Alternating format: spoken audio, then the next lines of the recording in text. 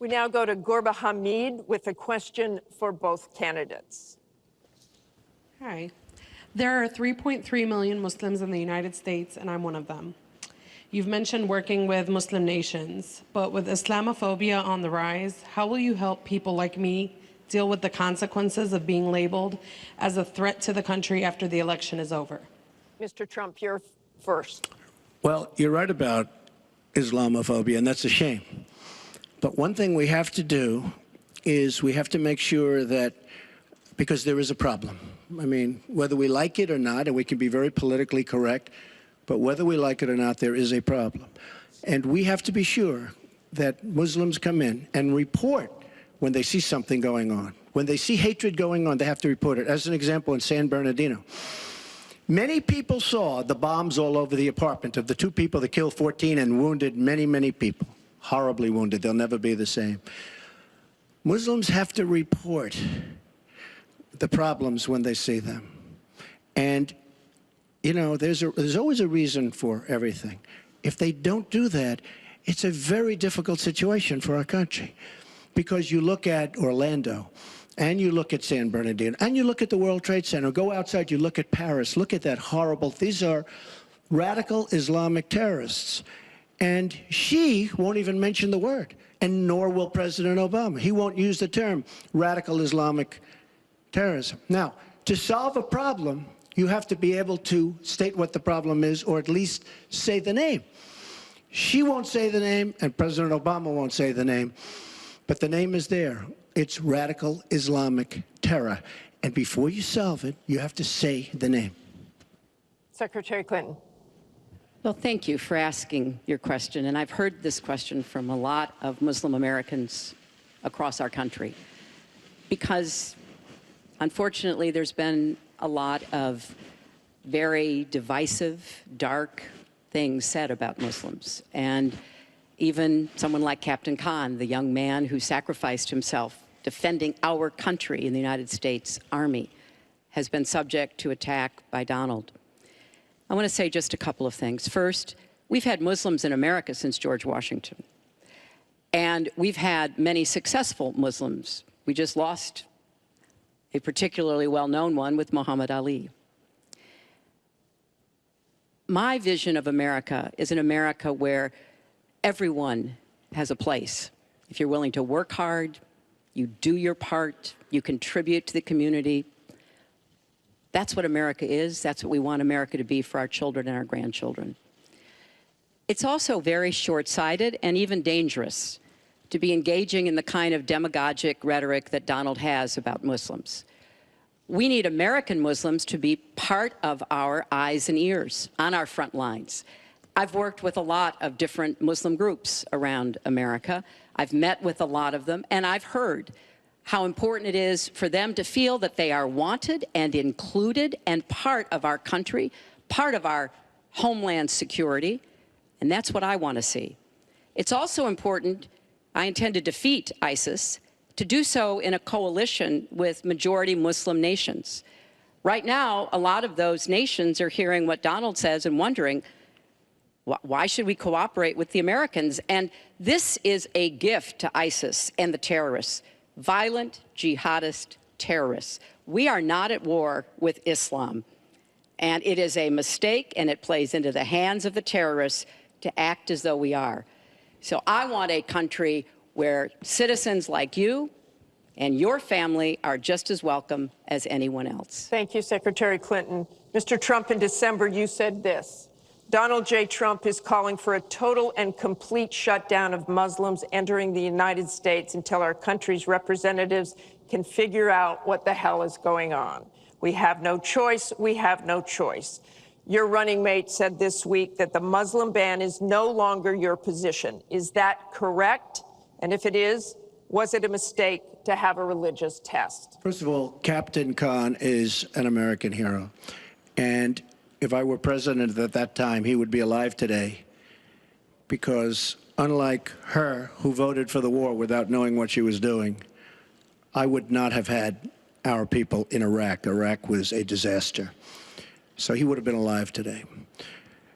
The Muslim ban is something that in some form has morphed into a extreme vetting from certain areas of the world. Hillary Clinton wants to allow And hundreds why of did it thousands- morph into excuse that? me, No, excuse did me. you? No, answer the question. Why Do don't you you still interrupt believe? her? You I interrupt do. me all the time. Why don't you Would you interrupt her? please explain whether or not the Muslim ban still stands? It's called extreme vetting.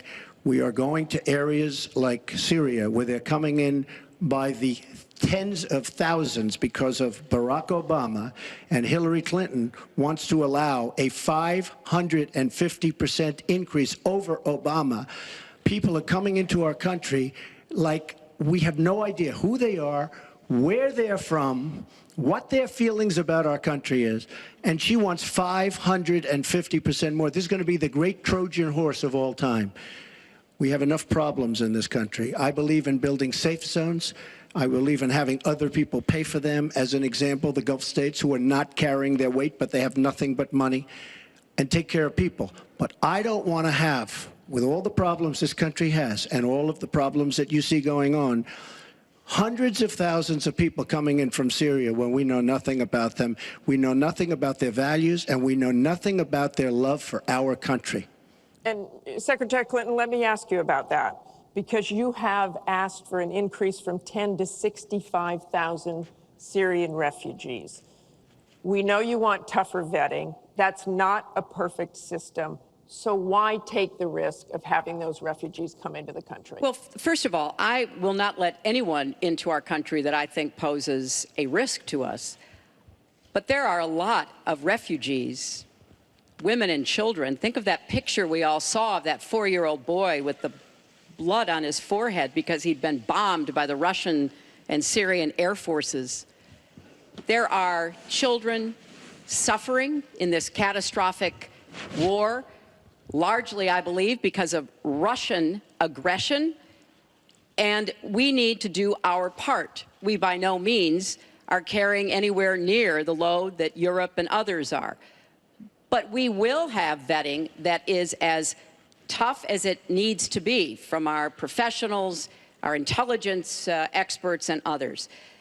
But it is important for us as a policy, not to say, as Donald has said, we're going to ban people based on a religion.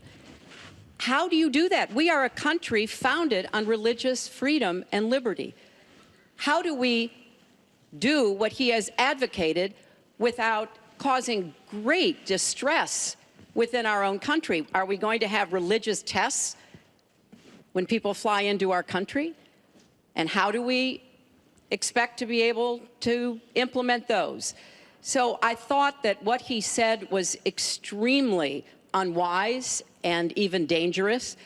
And indeed, you can look at the propaganda on a lot of the terrorist sites, and what Donald Trump says about Muslims is used to recruit fighters because they want to create a war between us. And the final thing I would say, this is the 10th or 12th time that he's denied being for the war in Iraq.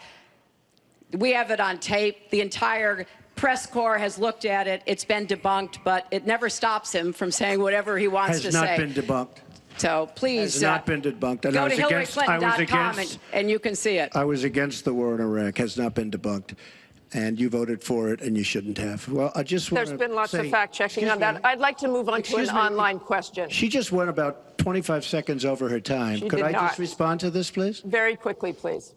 Hillary Clinton, in terms of having people come into our country, we have many criminal illegal aliens.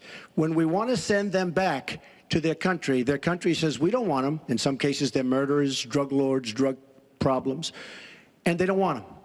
And Hillary Clinton, when she was Secretary of State, said, that's okay, we can't force it into their country. Let me tell you, I'm going to force them right back into their country. They're murderers and some very bad people. And I will tell you very strongly, when Bernie Sanders said she had bad judgment, she has really bad judgment, because we are letting people into this country that are going to cause problems and crime like you've never seen. We're also letting drugs pour through our southern border at a record clip, and it shouldn't be allowed to happen. ICE just endorsed me. They've never endorsed a presidential candidate. The Border Patrol agents, 16,500, just recently endorsed me.